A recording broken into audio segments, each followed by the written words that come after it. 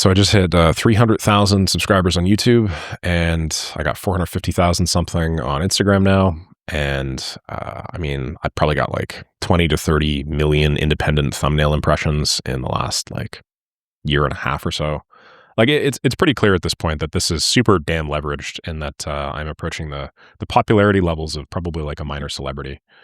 I talked to Claude the other day, and then I attempted to work out, just how many people were probably aware of me worldwide. And it said probably somewhere between 3 to 5 million people, just given the number of people that have seen my thumbnails and probably associated my face with stuff. And, obviously the thumbnail CTR that most videos get is like 5-6%. That means like out of every person that watches the video, it's like 20 people have seen me. So, not everybody that's subscribed and stuff like that obviously knows me, but it was really illuminating. I was like, really? That many people like know who I am? That's insane. And I was like, what percentage of Earth is that? And it's like 0.03 or something, 0.04. And I was like, holy shit, 0.04% of Earth knows who I am. Like, Jesus, man. And it really put into context, a lot recently, which is nice. And then it mentioned something, which I found really interesting, which was that you're probably in the perfect place right now, because you are, not so famous that an average person would recognize you down the street and then start interfering with your life. But you're like conference famous, you're like industry famous. If you go to an industry event, people would recognize you, and then you'd get all of the benefits of, being quite popular and stuff without most of the drawbacks. Like, have you ever seen Justin Bieber try to leave his house? He's always like in sunglasses with like his hoodie up, right? Same thing with like more or less any celebrity. I can imagine that being like really, really fucking annoying after a while. But yeah, I mean, in my case, like it's constrained to like airports, places where people like actually look up, and my audience skews like 85% young males at this point. So, not 85% young males, but 85% male at this point. So, places where there are a lot of dudes and stuff. I don't know, self-development style things, gyms and whatnot. So I don't really have to worry about it outside of that. And then I also get to make like a disproportionate multiplier in the income, which is cool. So yeah, I mean, just reflecting on that, that's been fun. And then more generally, like the leverage in media is insane. I think it was Naval that said there's people, media, and then code. And if you think about it, I've sort of combined all three here, right? Like I'm running a business. The business is like a media business that discusses technology. And then I obviously use these transformative technologies to fuel everything. So, I mean, like if the leverage on a normal business, okay, which is, I don't know, you're just 1x over here, is through media, like 20x, and then through technology, like code, it's another 20x, and then through, I don't know, people, it's another, I don't know, I think people's less, it's like 5x. I mean, I'm getting like 100, 2,000 times leverage in total. And I mean, if you think about the amount of money that I'm realistically making here, which last month was around $300,000, okay, where my peak was like 450 or something like that. I don't know, I'd have to check. You do that math, like, yeah, that does make sense. Average newbie business owner that doesn't have any of these three things probably make like $1,000-$1,500. I'm like, maybe not 1,000. I guess that's 100 actually. Never mind. But the math doesn't work out. But what I'm trying to say is the leverage has been really, really good. Back in the day, like I could not have imagined making this much money per unit work. Like back in the day, to be clear, I was doing mostly cold calling. So, actually door knocking. So if this is the result I was getting per unit time, okay, and if this is going to be my fancy graph here, which it will be, because I love my graphs, and hopefully you guys like my graphs as well, when I can actually draw a line straight. Like I used to do per unit time, this much work for this much result. And it was like, check that out, right? Like if your result is the area under this line, the area, that's how much I was getting through going door to door. And then at some point I was like, wait a second, I can cold call. I don't even have to leave my house or put gas in my car or do any of that stuff. And then I can filter out a bunch of leads. And I was like, okay, well now I'm going to grow a little bit faster per unit time. And it's like, oh, sick, man. More area under the curve. This is awesome.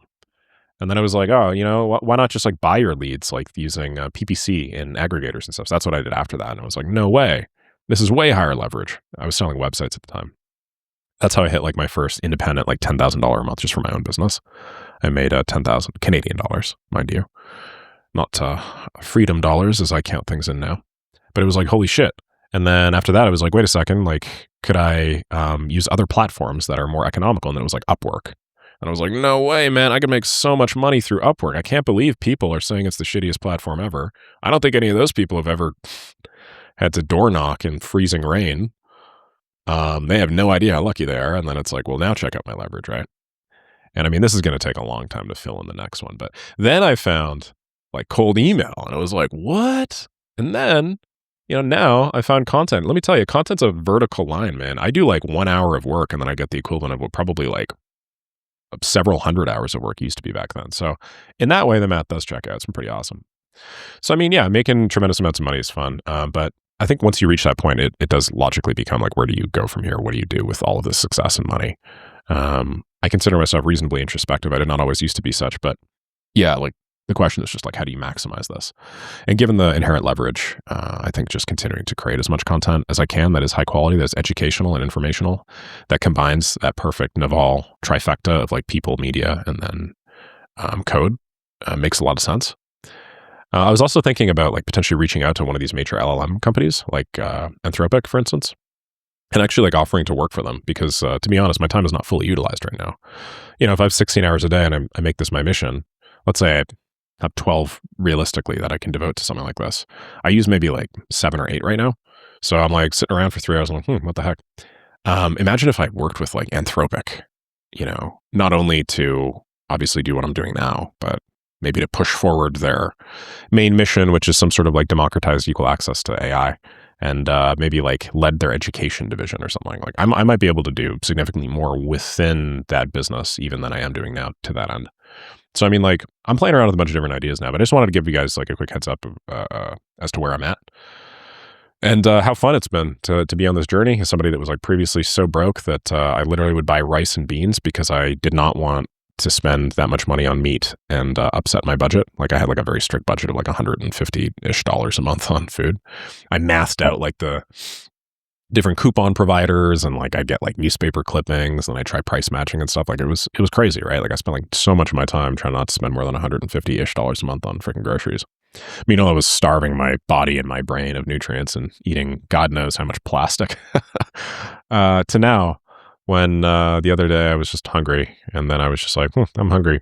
And then I just went on this little app and then I had somebody bring me food from 40 minutes away. felt like a prince like ordering some slave, which was my app, to go and like find me some food. It's like, I hunger for a feast. Go, slave. And then he comes back and feeds me grapes. Like it's quite ridiculous, to be honest. Anyway, I'll stop talking about all that stuff and I'll just do some Q&A because I think that's what y'all are actually here for. Anyway, for those of you guys that don't know, I'm probably going to change the title of this channel to Quick Takes because I just like being able to drop takes like that. And then I also want to answer you guys' questions while I'm at it. So I'm just going to go newest and then I'll just see like any questions. Okay, DS says, given the current landscape of AI tools, have you had to build a website for your business, Webflow or Anti-Gravity, and why? It's very interesting that you're saying this because I think this is a tell that you don't understand the various technologies at play here. Anti-gravity is not what is going to build the website for your business. Anti-gravity is just an IDE, right? And so just like Chrome is a browser that allows me to visualize this page, studio.youtube.com, anti-gravity is just, it's like a browser for your code that lets you visualize code. Now, within anti-gravity, you can use things like an agent chat panel or like Claude Code, and then you can have conversations with AI models.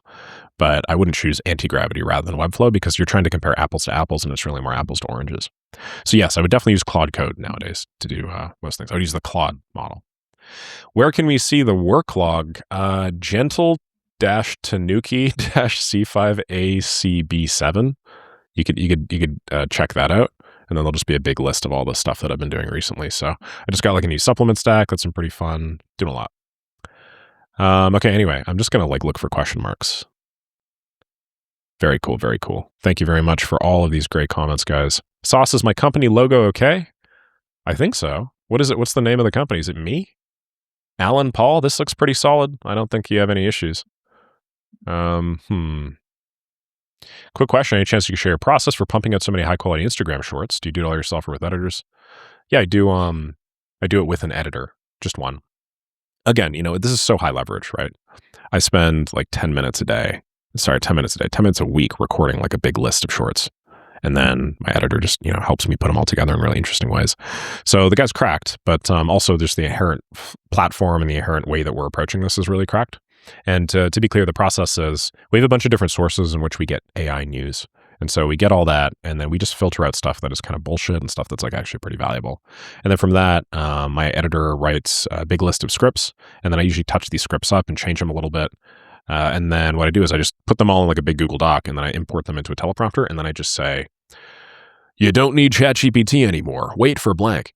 And then I just give him all the footage, and then he has like a simple template with like a top half, a bottom half, and then and we're starting to bring on other people now, under him, so that he's not totally crazily bottleneck, because he's doing a lot of work himself, and I've been very appreciative of that. Then puts together, a bunch of these videos of like actually going to the tool and clicking them and stuff like that. And we spend a little bit of money, obviously, to sign up to the platforms. That's okay. And then after that, we just publish the content on Instagram. The idea is to do one a day. We haven't been doing one a day, but it's been doing okay.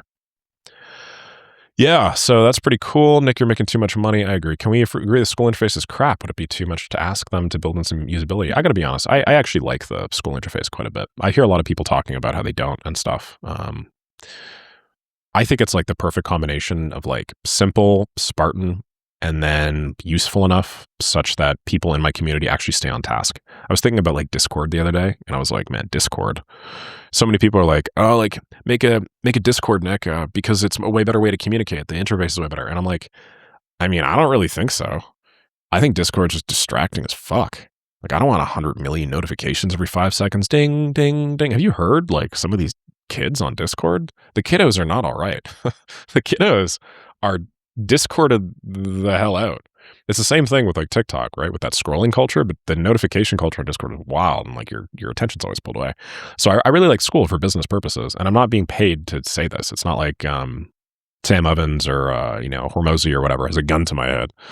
Blink twice if you need help. Oh my god, they got a freaking red dot pointed on my heart here. No, it's not like they're paying me to say this. Obviously, I make money through the platform, but I really like just the simplicity of school.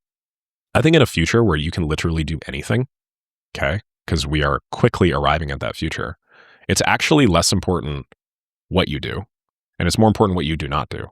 And what they do not do is like 90% of the silly bullshit that I think keeps you off task. So are there a couple of like quality of life features that I do wish that they had? Yeah, I wish they had the ability to like form group chats and stuff, because that's like a common feature that I think a lot of people want. But yeah, for the most part, I mean, like 90% of everything they've done so far, I've been very, very happy with. Johan says, look at me, I'm the sass now. Yeah. Is it too much staring at the camera? Says YouTube over 40. Too intense. I think so. Yeah. I think it's too intense, but there's not really much we could do here, right? I don't think that model allows you to like cut out segments where you're not, and then their eyes are going to look different. So, all right, let's build YouTube, Facebook. It's useless. We can vibe code it in half a day. Yeah. I mean, like the reality of this, Nassif, is it's just the distribution, right? Wingo getting paid. So I don't know if you're copy and pasting this everywhere, but I really much appreciate it. Have you recreated instantly for yourself yet? I would imagine so. No, I have not. I really have not. That's interesting. I didn't even think about that.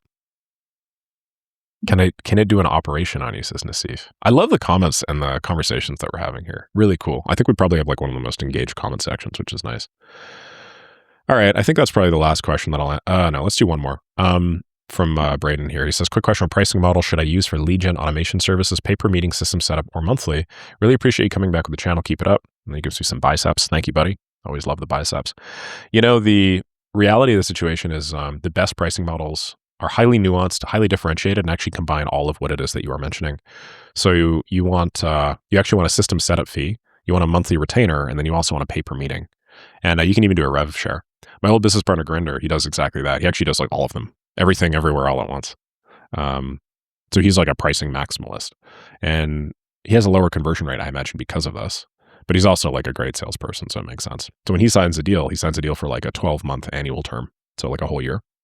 He gets like a locked-in setup fee, I'm pretty sure, with monthly retainer, and the monthly retainer is like $5,000 a month or something. Then he either does a pay per meeting or he does revenue share.